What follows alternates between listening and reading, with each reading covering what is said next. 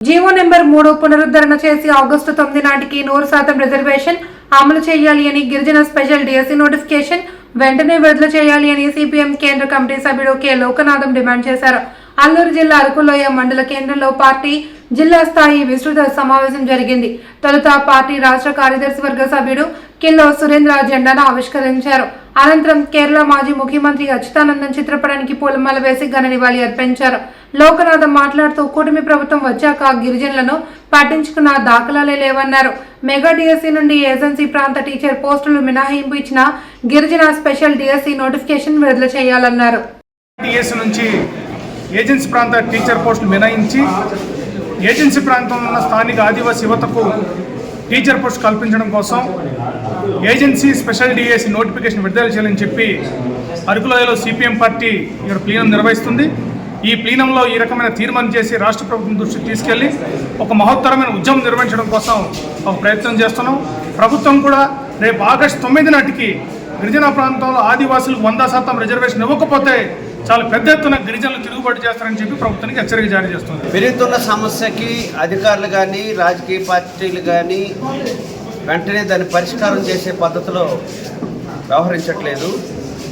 ఉదాహరణకి ఎన్నికల సందర్భంగా జీవో నెంబర్ 3 తీసుకొస్తాం, 100% ఉద్యోగాలు గిరిజన ప్రాంతాల్లో ఉన్న వాళ్ళకి ఇస్తామని చెప్పి ఎలక్షన్లో లబ్ధి పొందారు తెలుగుదేశం ప్రభుత్వం, కూటమి ప్రభుత్వం. దాదాపు సంవత్సరం రోజులైంది. ఇప్పుడు కాలయాపన చేస్తూ ఉన్నారు. ఎట్లాంటి కాలయాపన అంటే దానికి ఒక ప్రశ్నావళి ఇచ్చి అభిప్రాయాలు తీసుకుంటున్నారు. దేని మీద కూటమి ప్రభుత్వం అభిప్రాయాలు తీసుకుంటుంది మనందరూ తెలిసి. ఇక్కడ పవన్ కళ్యాణ్ గారు విజిట్ చేసి గిరిజన కోసమే నేనున్నాను, గిరిజన ప్రాంతంలో ఉండే వాళ్ళకి ఉపాధి అవకాశాలు పెంచుతానని చెప్పి జీవో నెంబర్ 3ని ఎందుకు తాత్సారం చేస్తూ ఉన్నారు?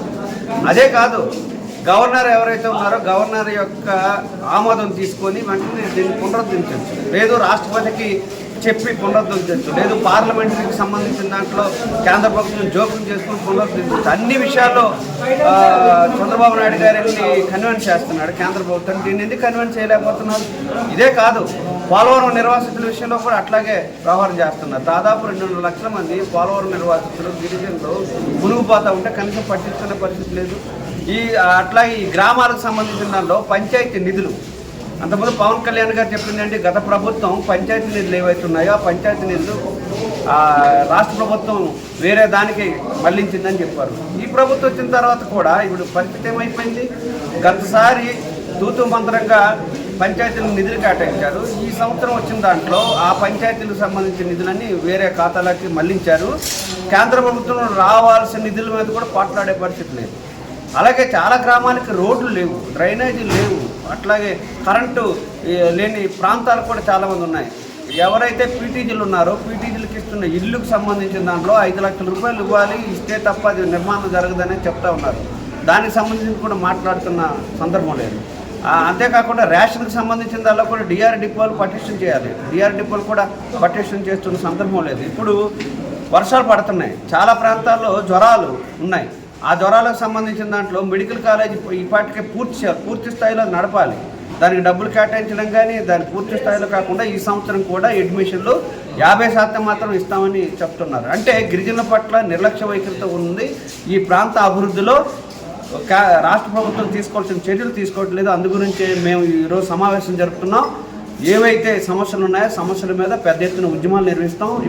ఇప్పటికే సంవత్సరం రోజుల పాటు ఈ ప్రభుత్వం ఏం చేస్తుందని వేచి చూసి ఉన్నాం.